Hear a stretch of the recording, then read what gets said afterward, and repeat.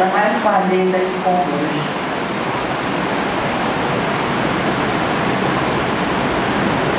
Boa noite. Boa noite. É uma alegria estarmos aqui mais uma vez. Nosso estudo dessa noite é do Evangelho segundo o Espiritismo, capítulo 18, item 16. Pelas suas notas é que se reconhece o cristão.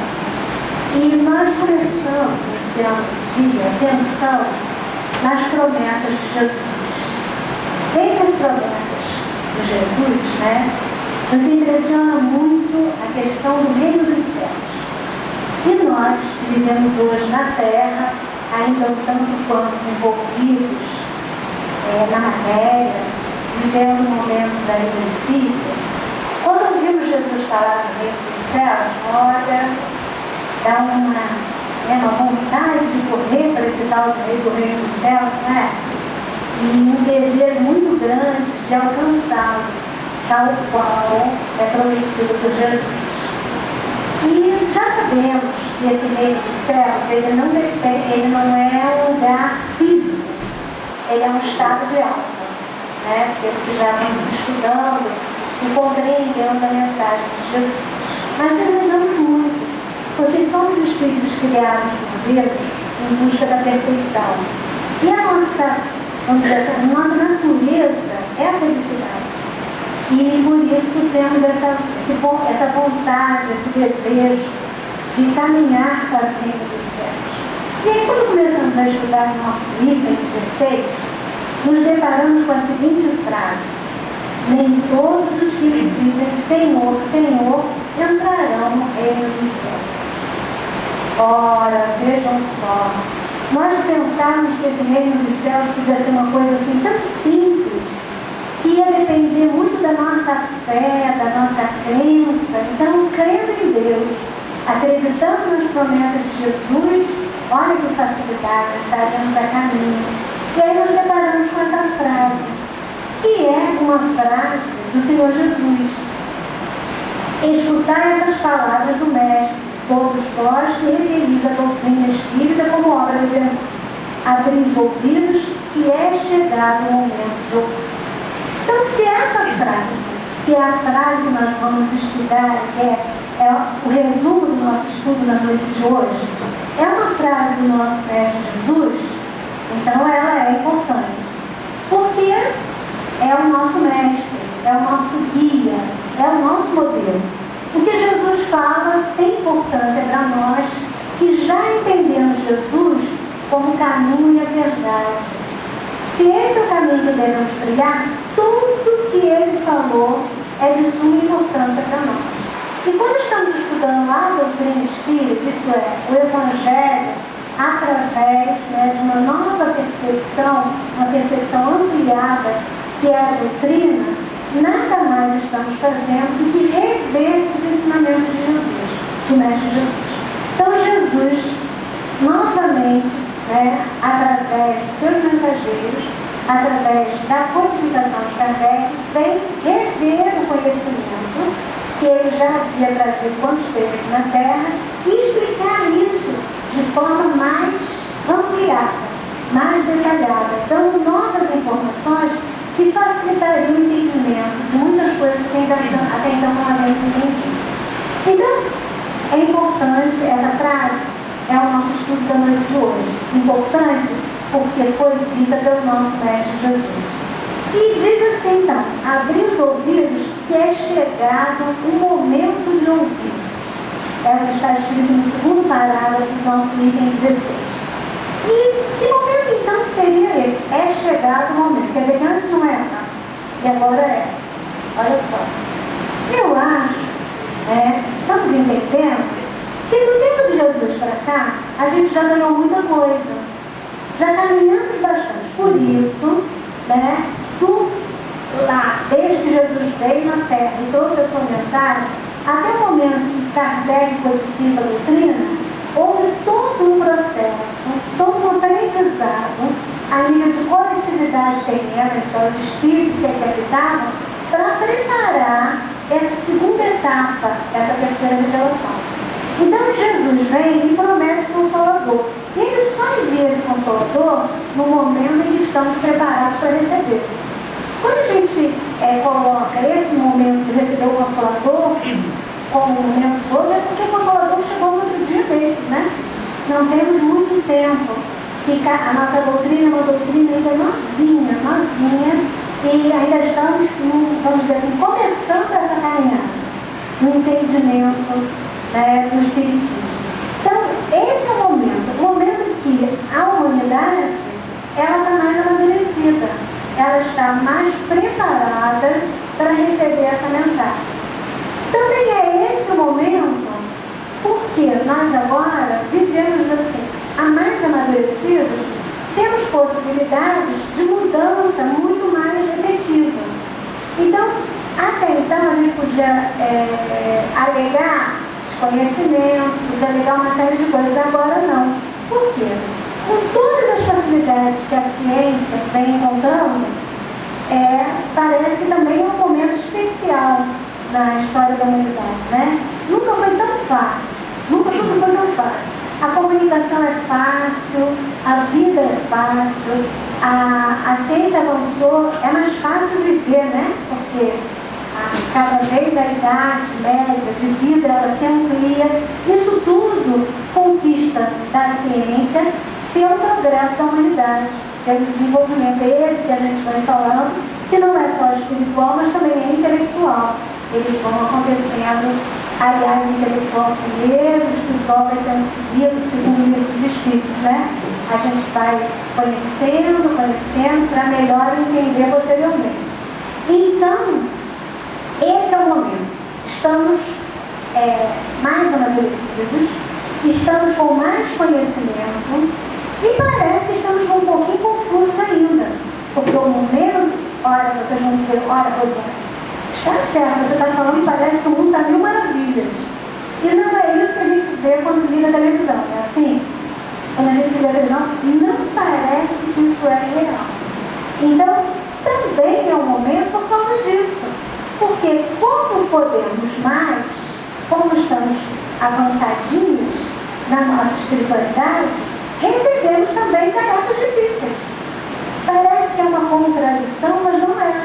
Porque exatamente estamos com mais possibilidades, estamos com mais facilidade, podemos enfrentar momentos difíceis. Então dizem os Espíritos que a Terra vive um momento de transição para o mundo de regeneração. Aliás, dizem os Espíritos que nós já estamos no mundo de regeneração. E se alguém quiser saber quem disse isso, foi o Dr. Bezerra, no Congresso Espírita Brasileiro, que aconteceu lá em Brasília em 2007. O Dr. Bezerra, numa mensagem do Oswaldo Pereira Franco, ele diz: já estamos adentrando o mundo de regeneração. Então, quem pensa que esse mundo de regeneração vai chegar, está atrasado. Ele já chegou. Aí a gente fica assim, tanto duvidoso, né? No outro dia eu escutei uma pessoa espírita e a gente é bombardeado com essas notícias, né? Difíceis que acontecem no Brasil e no mundo, e por um momento a gente duvida. Mas onde está Deus que deixa essa pessoa questionar assim? Onde está Deus que deixa isso acontecer? Porque não é possível. E quando alguém alegou, ela tem um conhecimento espiritual, quando alguém alegou a questão da lei, de causa e efeito, ela falou assim, mas isso não vai terminar nunca. Se eu faço, eu tenho que sofrer. Eu falei, ela vai ter que estudar mais. Ela não está ainda bem entendida, né? Mas isso está previsto pelos Espíritos. Esse momento aí de confusão, né? Esse momento de dificuldade, é um momento onde nós estamos acertando os passos. Existem Espíritos que estão vindo reencarnar, porque, vamos dizer assim, eles estavam muito acomodados no seu processo evolutivo. Eles são espíritos preguiçosos, né?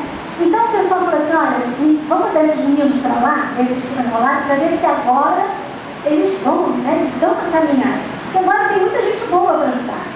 Então, esses casos que a gente vê no jornal, muito graves, são esses espíritos que estão tendo a possibilidade de conviver num mundo melhor, num mundo onde as pessoas estão mais propensas ao bem, para ver se eles dão um grande salto na existência deles. Então não é de se admirar é uma coisa prevista e nós podemos ficar tranquilos. Então, por isso, dizem os Espíritos, em particular, esse Espírito abriu os ouvidos que é chegado o momento de ouvir. Então, nós estamos bem preparados para ouvir essa mensagem do Mestre Jesus mais apurada, mais detalhada, mais aprofundada. E vamos continuar o nosso estudo. Nós hoje vamos estudar lendo pedacinho por pedacinho, vamos ler toda a parte. Eu já li para vocês os 2 primeiros parágrafos. E continua assim: será bastante trazer a livreira do Senhor para ser fiel servidor seu? Bastará dizer, sou cristão, para que alguém seja seguidor de Cristo?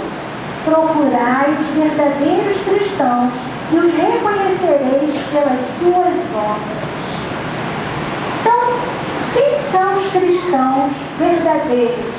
Segundo o nosso Simeão, que é o autor espiritual dessa página, eles serão reconhecidos pelas suas obras. São os espíritas? Não falam nada disso. Não são. Então, é um pouco confuso. Um dia a gente diz que o Espiritismo é o Consolador prometido, que o Espiritismo veio aprofundar o estudo de Jesus. Pode nos dar falsa impressão, então nós podemos nos dar esse título de verdadeiros cristãos, porque nós não sabemos nada dos outros. Se nós somos aqueles que recebemos essa terceira encarnação, já vimos que é um equívoco. Não é isso que está explicando aqui no Evangelho, não. Os verdadeiros cristãos serão reconhecidos pelo seu conhecimento, pela sua obra, pelas suas obras. Eles podem estar aonde? Em qualquer religião. Eles podem estar nas religiões protestantes, católicas, até mesmo nas religiões não cristãs. Porque eles podem ser seguidores do Cristo e, por alguma situação, terem reencarnado numa família judaica, pode ter reencarnado numa família muçulmana e ser espíritos estão lá. O que não os impedem de trabalhar para o Cristo, mesmo não tendo, vamos dizer assim, o título de cristão. Porque o importante para se reconhecer o cristão são as suas obras. Vamos fazer assim uma comparação. A obra que esses cristãos realizam, eles são os operários. Porque a obra é de quem? A obra é de Jesus. Então é como se Jesus fosse o responsável. Ele assina a obra. Ele é o engenheiro, ele é o arquiteto. Da obra, Jesus é o arquiteto. Todo mundo que é operário de uma obra de Jesus está trabalhando para Jesus. Tem Jesus como seu patrão, vamos dizer assim, de brincadeirinha, Então, quem trabalha na obra de Jesus, que é o operário dessa obra, assinada por Jesus, é algum cristão. E aí vai depender, ele vai lá e se candidata para a obra, ele vira funcionário. E vai depender que funcionário que ele é, para ele ser um bom cristão. Como é que ele está fazendo a obra, como é que ele está trabalhando nessa obra, é o que vai importar, para saber se ele é um bom funcionário ou não. E essa obra pode ser o quê? Pode ser uma obra grande, verdadeiro edifício de muitos andares, mas também pode ser uma obra pequenininha, pode ser uma casinha simples, um quarto de sala. Não importa, porque Jesus, se a obra é de Jesus, tanto faz. Pode ser uma obra grande. E assim acontece com esses cristãos. Alguns são convidados a trabalhar em grandes obras. Grandes obras também precisam de muitos funcionários. É impossível fazer uma grande obra sozinho. Agora outros são convidados a aquelas obras menores. São tarefas, mas não modificam o contrato que eles têm. O salário é proporcional, mas o trabalho, o chefe da obra, sendo Jesus, vai caracterizar o cristão da mesma forma. Então, quando a gente pensa nisso, a gente tem que começar a mudar um pouco a nossa relação com as outras religiões.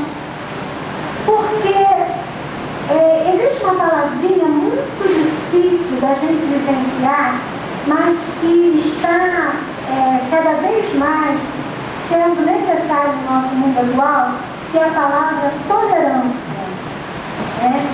E essa palavrinha assim, complexa da vivência, ela precisa ser exercida também na questão da religiosidade.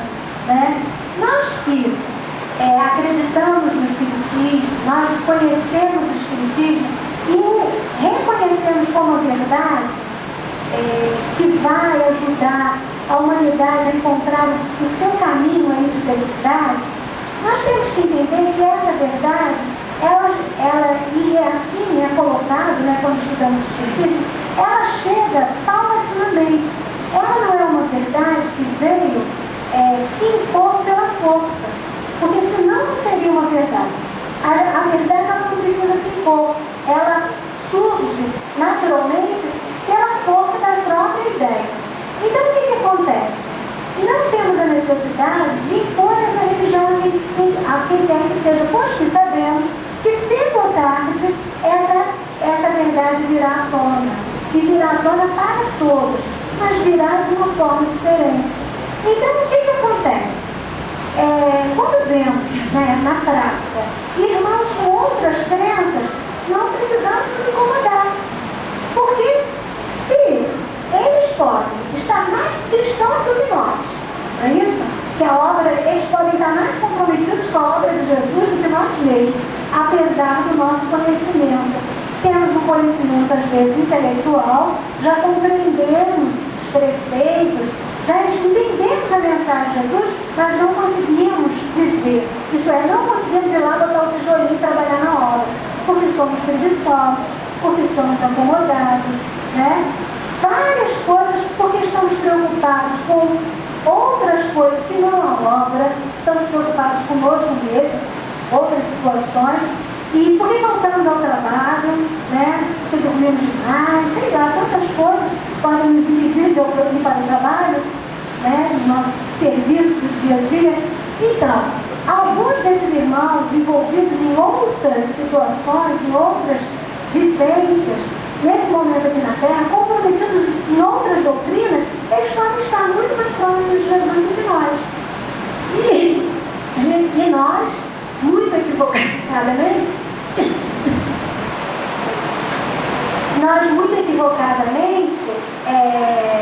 nos confundimos e achamos que somos os detentores da verdade.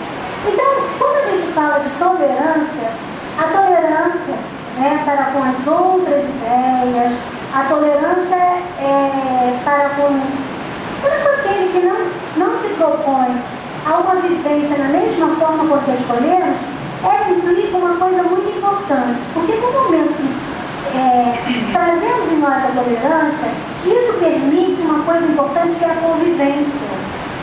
E se toleramos, podemos conviver, não é? Então, eu acho que nesse ponto o segredo é a gente trabalhar com o que existe em comum. Porque em todas as religiões, existem algumas coisas que são comuns, não é? A crença em Deus, o desejo de fazer o bem. Então a gente, em vez de escolher, trabalhar com o que é diferente, a gente trabalha com o que é igual. Então quando nossos irmãos chegam até nós e falam, porque Jesus salva. Salva, claro, se alguém não acredita nisso. E a gente vai discutir se ele usa uma terminologia diferente da nossa. E ele vai dizer que Jesus salva, a gente, claro, irmão, com certeza. E aí salvar todos nós, E não entramos na discussão como é que vai funcionar isso, se para isso a gente precisa reencarnar, ou reencarnar. Vai falar de reencarnação com o irmão?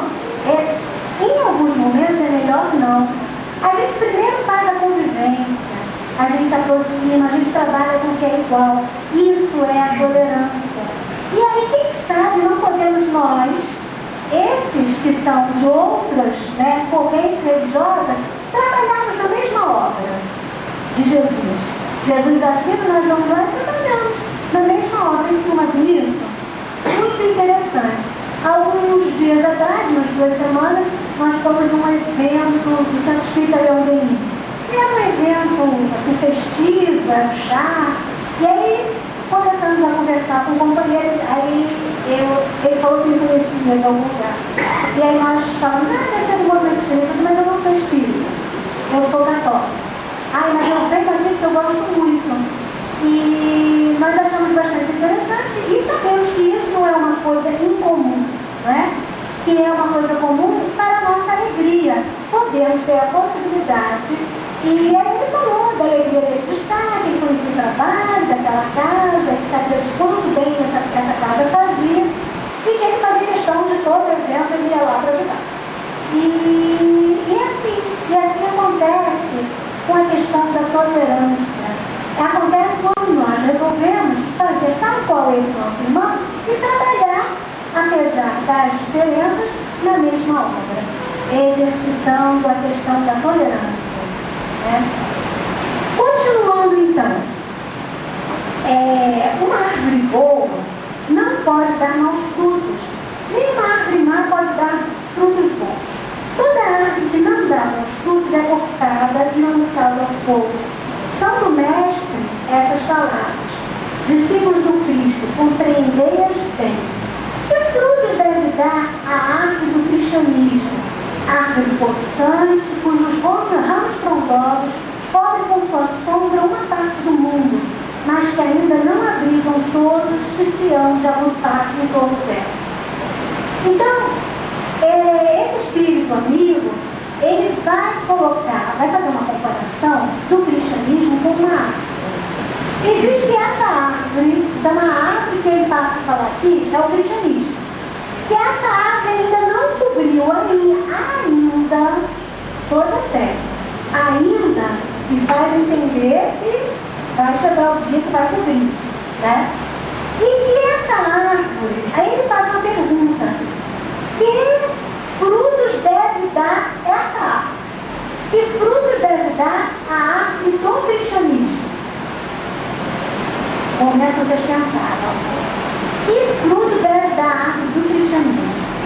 Aí ele responde: os da árvore da vida são frutos de vida, de esperança e de fé. Então nós destacamos esperança e fé. O cristianismo, ele vem para trazer a esperança aos homens. E fé e esperança, né? Duas palavras que estão interligadas, assim. Uma vem da outra. Tendo a fé, o homem consegue alcançar a esperança. E o que então a gente pode entender?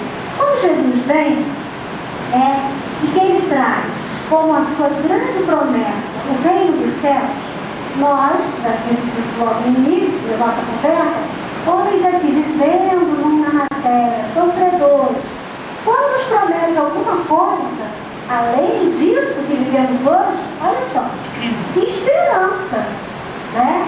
É tudo que a gente precisa, é acreditar numa possibilidade de melhoria, numa possibilidade melhor para nós e para aquele a quem amamos. Jesus, quando vem à Terra, ele fala desse reino de Deus, porque ele passa a considerar uma coisa fundamental dentro do cristianismo, que é a imortalidade da alma. O mundo não acaba aqui. Muito triste pensarmos que tudo que vivemos hoje, tudo que construímos, teria um fim com a morte. E essa certeza da imortalidade da alma, que não morremos, que temos a possibilidade de continuar no outro lado da vida, é a grande mensagem que o cristianismo traz. E, portanto, agora, como a doutrina espírita, isso, conforme a gente já viu, que é o consolador prometido, isso se amplia, porque agora entendemos que viveremos sim, e como viveremos, e como faremos esse processo, e por que estamos passando pelo que estamos passando aqui, né?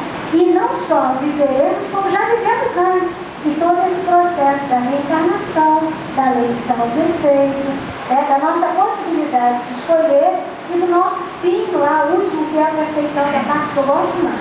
Não sei você. Lá quando chega no fim, a perfeição, fim da caminhada. Mas então entendemos tudo isso e ficamos como? Nossa, esperançosos, né? E todo esse conhecimento fortalece a nossa fé. Porque como Jesus falou, Jesus que era tão bom e falou tudo tão direitinho, tão encaixadinho, a gente ficava certo, devia ser. Mas não dava para entender tão bem. Aliás, até dava, porque ele falou: ninguém verá o reino de Deus se não nascer de novo. Só que com o passar do tempo, os homens resolveram esquecer isso. Botaram assim algumas coisinhas em cima, não vou falar disso não. E por motivos, interesses próprios, esconderam esse conhecimento, né? Conhecimento que se perdeu na história da humanidade, muito provavelmente não pelo acaso, porque não estava a humanidade preparada para compreender. E aí chega a doutrina dos espíritos. Allan Kardec, né, com o auxílio desse grupo de espíritos evoluídos, dedicados a essa tarefa, traz esse conhecimento novo e a nossa fé se fortalece. É o consolador. Essa é a principal característica. É por isso que estamos aqui, todos nós, trabalhando pela doutrina, porque queremos o quê? Queremos trazer a esperança para as gerações, fortalecendo a fé de cada um. Esse é o fruto que a árvore do cristianismo oferece para todos aqueles que chegam ali, a fé e a esperança. O cristianismo, qual fizeram muitos séculos, continua a pregar essas virtudes divinas. Esforça-se por espalhar seus frutos, mas quão poucos colhem. A árvore é boa sempre, porém maus são os jardineiros. Entenderam-na de moldada pelas suas ideias, de talhá-la de acordo com as suas necessidades. Cortaram-na, diminuíram-na, mutilaram-na. Tomadas estéreis, seus ramos não dão maus frutos, porque nenhum mais produzem. O viajor sedento, que se detém sobre seus galhos à procura do fruto da esperança, capaz de lhe restabelecer a força e a coragem, somente vê uma ramaria árida, prenunciando tempestade. Em vão pede ele o fruto da vida, a árvore da vida. Caindo por secas as folhas, tanto as remexeu a mão do homem que as crestou. Então, foi o que falávamos anteriormente. O cristianismo é sempre a árvore que está lá para oferecer os bons frutos. O que acontece é que Jesus entrega essa árvore aos homens. E os homens são os jardineiros da árvore. São aqueles que cuidam da árvore. E no decorrer da história da nossa humanidade, o que nós fizemos com a árvore do cristianismo? Não só não cuidamos, como danificamos a árvore. Né? Eles aqui foram lá e cortaram os galhos. Se a árvore tem o duplo objetivo, que é oferecer os frutos ao viajor sedento, que vem caminhando pela estrada da vida, a árvore está lá. O que ele faz? Ele se abriga à sombra da árvore e se alimenta dos seus frutos. Então a árvore oferece o abrigo e sacia a fome. E o que fez o homem nesse caminhar da humanidade? Cortou os galhos. Não sobrou sombra nenhuma, a árvore ficou seca. Sem galhos, a árvore não dava flores e não produzia frutos. E o viajor, quando chegou na beira da árvore, não tinha um abrigo, não matou sua fome, não recebeu nem a esperança, nem a fé. Então, é esse agora o chamado que a doutrina espírita vem fazendo. Que nós agora, jardineiros, e agora sempre é bom a gente lembrar, quando a gente fala do passado, a gente nunca deve esquecer isso. Quando a gente fala do passado somos nós. E quem estava lá encarnado? Somos nós, não vamos nos equivocar. Quem destruiu lá? Somos nós mesmos. Não tenho a menor dúvida, né? Nessa história do passado da humanidade, nós vamos reencarnando e aprendendo.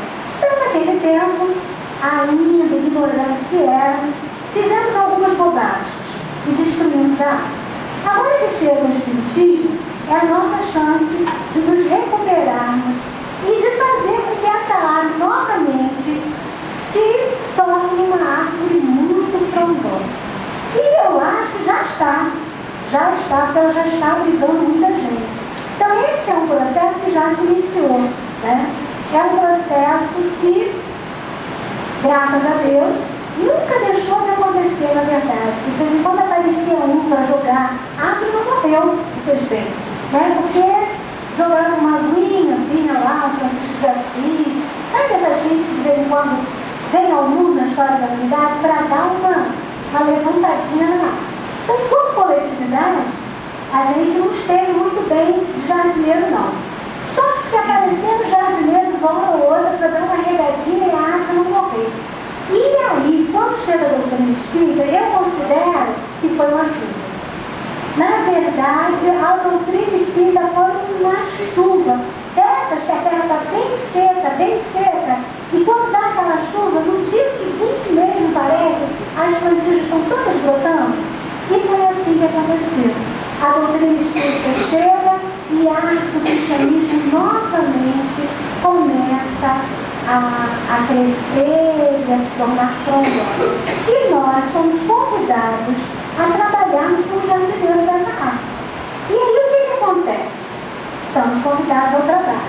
A árvore está lá, os viajantes estão chegando e ela tem que dar frutos. Esse é o nosso trabalho. Todos nós que conhecemos a doutrina, temos a oportunidade de estarmos na casa espírita, de lermos o livro espírita, e estamos com essa missão, né?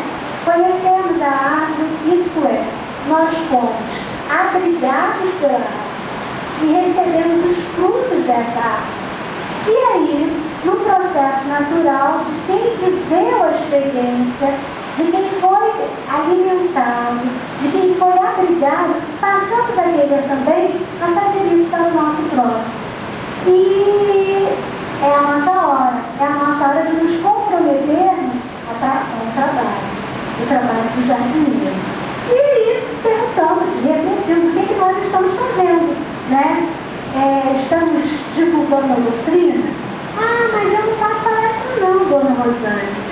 Eu não sei falar, e eu também não sei fazer o estudo lá, que nem eu vejo o pessoal fazer. Mas quem falou que precisa disso? Né? Essa divulgação é uma coisa que se pode fazer no dia a dia. A gente faz dentro da nossa casa, a gente faz com nossos filhos, a gente faz com o marido, a gente faz com o vizinho. Mas, a senhora falou da tolerância. A senhora está se contradizendo. Não, olha só. Quando a gente divulga a doutrina, não precisa ser uma coisa assim, pode ser sutil, né? A gente tem mil maneiras de divulgar a doutrina. A gente não precisa ferir o livre-arbítrio de ninguém. A gente vai falando de um jeito, a gente vai falando de outro, a gente espera a oportunidade chegar, né? E a gente faz o principal, a gente divulga a doutrina pelo exemplo, que é a maneira mais certinha de fazer isso. Não tem outra melhor. A pessoa começa a observar. Aquela pessoa é esquisita, né? Muito esquisita ela. Ela faz umas coisas assim que ninguém geralmente não faz. Aí começa a prestar atenção. Eu conheci uma pessoa que uma vez, estando na universidade, ela me contou, ela foi fazer um trabalho numa comunidade judaica. Ela tinha que fazer um trabalho de campo, né? Na universidade. Ir lá e pesquisar aonde as coisas realmente na prática. E ela foi lá fazer um trabalho numa comunidade judaica. E quando foram atendidas as pessoas, começaram a atender, era um colégio judaico, e era uma pessoa que tinha chegado da Palestina, e mal falava português. Veio atender, tinha outras pessoas, né, eram professores. E aí a pessoa que mal conhecia o Brasil, mal falava português, ela perguntou a religião, era um grupo de 4 estudantes, e ela foi perguntando a religião. Quando chegou na religião da pessoa que contou a história, qual a sua religião? Ela falou, eu sou espírita. Aí ela falou, muito interessante. Eu estou muito interessada em conhecer essa religião. Falou ela no português que ninguém mal entendia. eu estou muito interessada em conhecer a sua religião. Aí a pessoa se admirou, né? Os outros tinham outras religiões, ninguém falou nada. Aí ela se explicou, porque nós temos aqui a convivência com o funcionário dentro lá, não sei, parece que era uma escola, ou talvez, não sei, ela tinha convivência com uma pessoa que era espírita. E tinha havido uma situação em que alguém familiar dessa pessoa se enganou, morreu. E aí eles foram, né, por uma questão social, ao sepultamento, né, da pessoa. E muitos admirantes ficaram da forma como que até a família se comportou junto ao sepultamento. E perguntaram qual era a religião daquela grupo. Aí falaram, nós somos espíritas. E aí isso tornou um interesse. E essa pessoa que não havia chegado ao Brasil, que nunca tinha ouvido falar de espiritismo, pela forma com que as pessoas se mostraram, se conformaram, né? Talvez mais equilibradas, talvez mais conformadas diante da morte, trouxe o interesse daquela pessoa, né? Que faz parte, a gente sabe, do grupo religioso que é muito fechado, né? Tradicionalmente, culturalmente, muito fechado, a conhecer a doutrina espírita. Então nós entendemos que é dessa forma que a doutrina espírita, ninguém precisou falar, olha, o espiritismo é muito bom, ele consola muitas pessoas. Eles não sabiam, ninguém falou isso.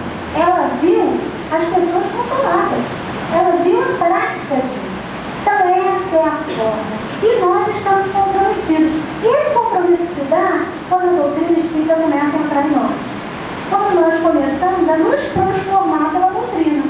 Nós só podemos exemplificar a partir do momento que vivemos. E só vivemos aquilo que começamos a mudar. Enquanto fazemos esse processo, nós vivemos. Muito bem. Abri, pois, os ouvidos e os corações, meus bem-amados.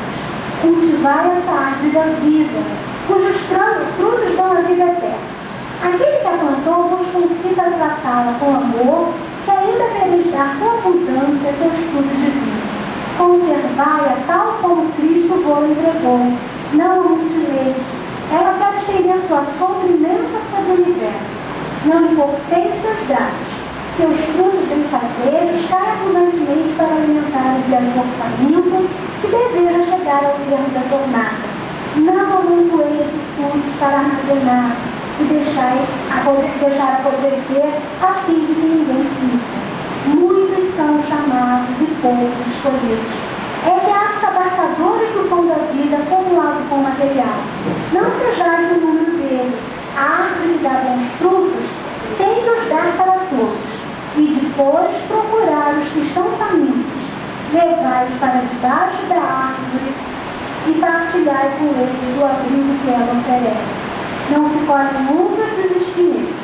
Meus irmãos, afastai-vos dos que vos chamam para vos apresentar as sarças do caminho e segui os que vos conduzem à sombra da árvore da vida. Então, o nosso amigo espiritual dessa mensagem nos convida a conservar essa árvore tal qual o Cristo nos deixou. Né? Ele fala da questão da continuidade, da não deturpação da mensagem de Cristo, uma vez que foi a vivência que viemos fazendo até então. Né? Essa confusão de distorcer os ensinamentos. Muito na história da humanidade a gente já fez. Distorcendo os ensinamentos. Está na hora da gente refazer a nossa caminhada, a gente trabalhar pela conservação, pela pureza na mensagem do nosso Senhor Jesus. Não amontoar os frutos, isso é, oferecê-los a todos que estão na nossa caminhada. E cultivar a árvore da vida, essa árvore do cristianismo. Nós já estamos chegando já no nosso horário. E toda vez que vamos fazer um trabalho, nós gostamos muito de contar um exemplo real. Porque o exemplo é a melhor forma, né, de aprendizado que a gente tem. A gente estuda na teoria, mas quando a gente vê ali alguém que fez, que aconteceu, e que realmente pode colocar em prática aquilo que a gente em teoria está estudando, a gente tem essa certeza da possibilidade de fazer isso. Porque se foi possível outros fazer, nós que somos iguais, né, feitos da mesma matéria, filhos nós fazer também. Então, o exemplo, ele sempre nos arrasta. Assim. Então, ficamos pensando, nessa história aí, de pelas suas obras, que se reconhece cristão, precisamos escolher alguém para contar a história. E aí, muitos são os que fizeram, que foram ser operados da obra de Jesus, né? São muitos. Aí ficamos pensando, vamos falar de quem? De Chico, de Amália Franco, só parecia assim, gente boa dele. E queríamos escolher. Aí, por acaso, nos chegou não um DVD de uma palestra de Divaldo Pereira Franco. E quando esse DVD chegou para mim, é esse que eu vou contar lá no meu livro. Muito boa essa história, vem muito a calhar. Esse DVD nós assinamos. A Mansão do Caminho tem um clube de DVD, estou fazendo propaganda, tá? No meio da palestra, propaganda. A gente assina legal. Tem um livro, recebe livro todo mês, tem DVD, recebe DVD de 3 em 3 vezes, se eu não me engano. Aí a gente chega na palestra de volta, cada um melhor do que a outra. Chegou na minha casa essa palestra. Eunice Wigger. Vocês já ouviram esse nome? Eunice Wigger. Tem uma escola ali, por isso eu lembrei de vocês. Às vezes, tão perto de nós, existe alguma coisa e a gente não conhece.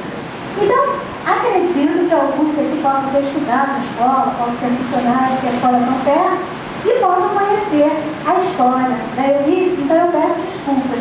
Peço que tenham paciência, porque os que não conhecem vão conhecer.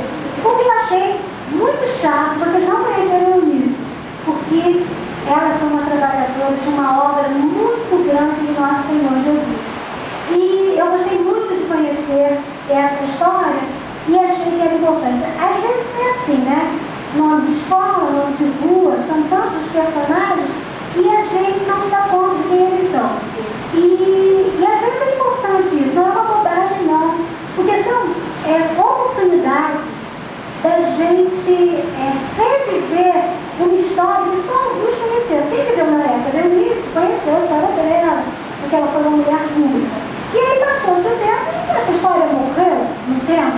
Não, a história está lá, na escola, e a história foi recontada para o Divaldo, que eu vou tentar reproduzir aqui muito mal, porque o Divaldo é ótimo.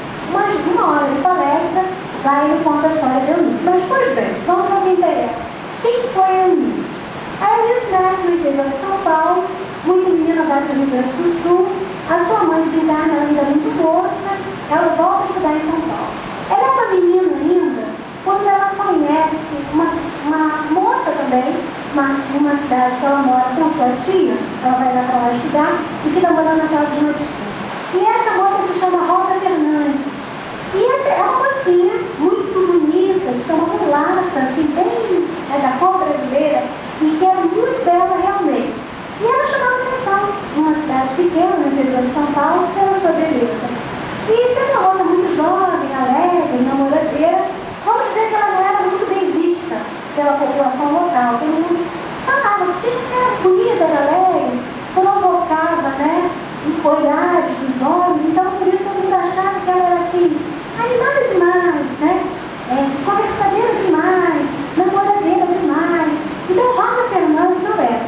Mas Eunice, ainda criança, com volta dos 12 anos, gostou muito da Rosa Fernandes, não se sabe por quê. Ela se encantou com aquela alegria, aquela brejeirice, aquela mudança. Muito bem, passado um tempo, Rosa Fernandes desaparece. Suas roupas são encontradas na beira de um riacho. E todos pensam que ela se suicidou. Então, o que corre na cidade é que houve um suicídio, provavelmente, envolvido em alguma aventura amorosa. A Rosa Fernandes teria ficado grávida e, não querendo enfrentar, né, o falatório e as questões ainda do início do século XX, ela teria buscado suicídio nas águas do riacho, nas margens de sua cidade. E, muito bem, passando algum tempo, em casa da sua tia, era comum, a tia de Eunice era metodista, a família dela era metodista. Por isso escolhemos também a história de Eunice, porque é a história de alguém que não é espírita, provando que as obras e o cristianismo pode ser vivenciado em qualquer grupo.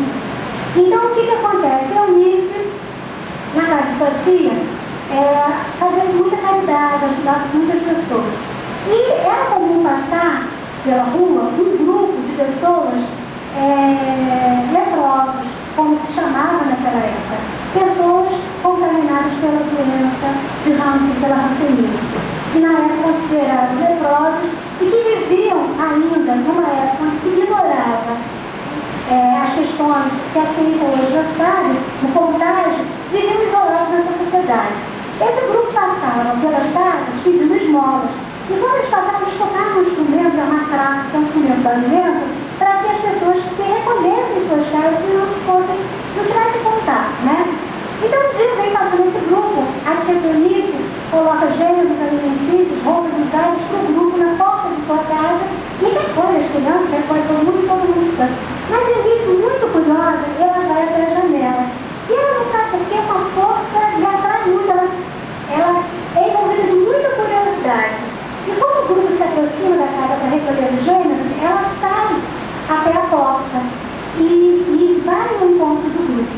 Quando ela se depara com a pessoa que vinha à frente desse grupo, que ela olha, é uma pessoa já deformada pela doença, que ela olha e ela reconhece pelos olhos Rosa Fernandes, a moça bonita que havia desaparecido às margens do rio.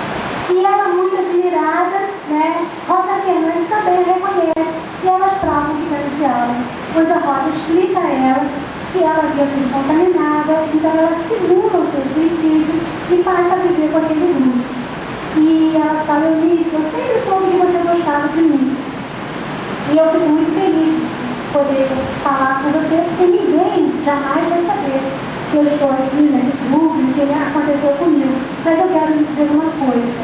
Eu sou uma pessoa, tudo que dizem de mim não é verdade. Eu sou uma pessoa pura. E Eunice fica muito emocionada. Ela se impressiona muito pelos olhos, que ela chama olhos de estrela daquela mulher. E aquele encontro, ele determina o rumo da vida de Eunice, porque a partir daquele momento ela decide trabalhar pelos jansenianos. E aí isso ela era ainda muito menina. Eunice se forma em jornalismo, se casa com um homem que, quando é seu professor, enquanto ela era jovem, e quando ele era professor dela, parece que ele já havia estabelecido uma certa afinidade, mas ela é muito menina ainda, e ele bem mais velho, ele fala para ela assim: se um dia eu ficar viúva, eu caso com você, menina. Uma coisa assim meio de brincadeira, a gente fala com uma criança. Passados alguns anos eles se reencontram, e ele viúvo se casa com Eunice, apesar da diferença de idade. Seu sobrenome é o nome, William, é o sobrenome que Eunice passa a assinar, e com ele a Eunice vai fazer uma viagem, porque ele assume um cargo de diretor de um navio-escola universitário. E com ele a Eunice dá a volta ao mundo. E parece que isso já é um preparo para a missão que ela tem que fazer. Nessa volta ao mundo, ela, em vez de ir conhecer os países, né, os locais, que os turistas gostam de conhecer, os prazeres de cada lugar, ela visita os leprosários, ela visita os hospitais, ela adquire uma vasta experiência. Dessas experiências, conta ela, e é contado em sua biografia, que a que fica mais forte é que ela tem um contato com Gandhi. E ela tem a oportunidade de ter uma entrevista com ele durante 4 horas. Né? E que ela considera que ele é o homem mais perto do Cristo que ela conheceu em toda a sua vida. O que é interessante também, porque é um cristão que nem cristão é. Né? Então, para Eunice, esse é o homem mais cristão que ela conheceu. E assim, nessa viagem ao redor do mundo, Eunice adquire uma experiência, ela estuda jornalismo, posteriormente ela estuda assistência social. E ela coloca como meta de sua vida o trabalho junto aos jansenianos. Que trabalho é esse? A princípio, o trabalho de Eunice seria criar o que ela chama de preventórios, lares para abrigar as crianças filhas dos jansenianos. Por quê? A hanseníase só se dava no contágio prolongado. Essa população isolada, portanto, as crianças se isolavam junto a esses grupos e aquelas crianças acabavam adquirindo a doença por esse contágio. Então, alguma coisa que hoje, né, devido às descobertas da ciência, não é mais necessário, porque a gente tem um controle, a hanseníase não tem mais o peso que tinha na época de Eunice, apesar da dificuldade da situação, que era separar os filhos, dos pais, né, do isolamento desse grupo, essa situação salvou muitas vidas, porque salvou a vida das crianças que tomariam o mesmo destino daqueles pais. E aqui se trabalha. Ela trabalha de uma forma incansável. Ela funda essas instituições em todo o Brasil, inclusive em vários países fora do Brasil. Na palestra do Divaldo tem um momento bastante interessante, onde ele conta uma entrevista de Eunice com Getúlio Vargas. E é muito interessante a gente notar a autoridade moral dessa mulher frente ao presidente da República, que na época era um ditador, né? Então, alguém mais ainda um pouco de poder do que normalmente o presidente tem, né? Porque a gente está numa época de um regime de exceção lá na história do Brasil. E a Eunice conversa com Getúlio Vargas pedindo seu apoio para aquelas pessoas acometidas dessa doença. E o Getúlio Vargas falou: minha filha, eu não vou fazer isso, porque assim, é um número ínfimo, tanta coisa tem para fazer. E ela vai conversando com ele e ele vai se admirando da inteligência e da audácia daquele homem. Ele se admira tanto que ele diz assim: Eunice, olha só, eu vou reunir os representantes de todos os estados do Brasil, amanhã você vem. E Divaldo diz assim, ele quer chamá-la, ele quer se divertir à custa da facilidade que ela tinha de falar e de responder junto aos seus auxiliares, né?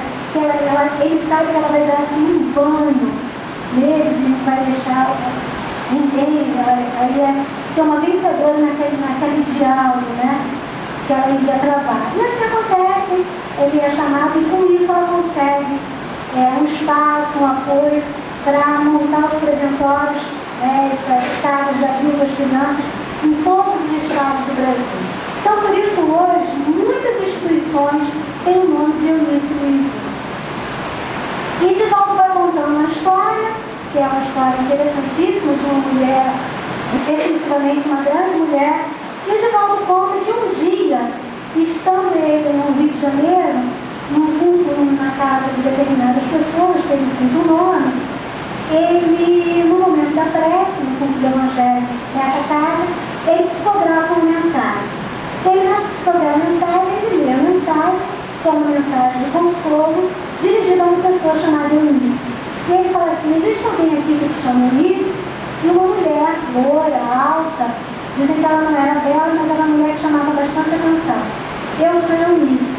E ele lê a mensagem. E a mensagem é do marido que havia desencarnado, estando Eunice muito abatida com a perda do marido, que tinha sido, durante todo esse trabalho, aquela força, aquele companheiro que a apoiou e que junto a ela possibilitou toda a obra que Eunice construiu. E ela, muito emocionada, ela diz a mensagem para ela e ela reconhece os detalhes da mensagem, aquele que foi seu companheiro em vida. E ela trata então um diálogo com Divaldo, contando que ela já havia estado em Minas Gerais e levada por uma pessoa, tinha recebido uma mensagem junto a Chico Xavier, também do seu marido. E, porém, metodista, não conhecendo a doutrina, ela fica um tanto quanto duvidosa, e quando sabe que Divaldo está no Rio de Janeiro, estando ela aqui presente também, ela pede, conhecendo, né, a mediunidade de Divaldo, ela pede para alguém conhecido e perceber e levarem ela. Então ela vai no culto do Evangelho procurando estar junto a Divaldo para receber essa mensagem. E a Eunice fica muito grata e se torna amiga de Divaldo. Então é interessante a gente perceber que essa grande mulher, trabalhadora do Cristo, constrói toda essa obra, é reconhecida pela obra que fez. Não conhece a doutrina espírita, mas recebe a doutrina espírita numa hora em que ela tem a necessidade de consolo. É o espiritismo consolando, mesmo aquele que não é espírita. E ela acredita naquela mensagem e ela se sente melhor. E provavelmente nos fins dos seus dias, né, que ela vai até 60 e poucos anos, 67, se eu não me engano, ela vai trabalhando e ela desencarna. E Divaldo conta que se tornaram amigos. E um dia, estando Divaldo em Salvador, ele está num quarto de sua casa, ele vê uma luz muito forte. E dentro dessa luz aparece Dona Eunice. E Dona Eunice diz a ele: Divaldo, eu vim me despedir, porque eu já estou no plano espiritual. E Divaldo, né, com surpresa, se despede de Dona Eunice. E terminada aquela aparição, ela fala algumas coisas para ele liga para a família. Havia menos de 12 horas quando Dona Eunice havia desencarnado. Então, provavelmente, um espírito que já aparece para Divaldo, iluminado 12 horas, ou menos de 12 horas do seu sepultamento, eu perguntaria a vocês a opinião: será que Dona Eunice encontrou o reino dos céus? Será que as suas obras fizeram Dona Eunice encontrar o reino dos céus? Se ela não encontrou, eu acho que encontrou. Se ela não encontrou, eu acho que no caminho ela está. Esse reino dos céus que tanto desejamos. E essa história da Dona Eunice, a vida da escola, que é uma homenagem a ela, é que nós queríamos trazer para vocês. Para falar, a nossa última frasezinha aqui do nosso estudo de hoje. O Divino Salvador, o justo por excelência, disse: e suas palavras não passarão. Nem todos os que dizem Senhor, Senhor entrarão no reino dos céus. Entrarão somente os que fazem a vontade de meu Pai que está no céu. Dona Eunice fez a vontade do Pai, seguiu a sua missão, e a vontade do Pai não era que aquelas pessoas sofressem. A vontade do Pai não era que elas se curassem, porque aquela vivência é importante, mas é que elas pudessem, de alguma forma, terem o seu sofrimento minorado, terem as suas vidas atendidas. Nós, ao fazer a vontade do Pai, não vamos fazer milagres, talvez não venhamos a curar ninguém, porque cada um na Terra está dentro da situação que tem que estar, vivenciando a experiência que é necessário dentro da sua. A Terra é uma escola. Não podemos nos esquecer disso. Não nos surpreendamos diante daquilo que temos que passar, que os nossos amores têm que passar, pelo que a nossa sociedade ainda tem que passar. Mas trabalhemos sim, fazendo a vontade do nosso Pai e minimizando a dor daqueles que estão ao nosso lado. Isso, tal qual fez a Dona Eunice, nós podemos fazer. E, terminando então, a última frasezinha desse parágrafo é a mensagem de Simeão que nós deixamos, para vocês em nome dele.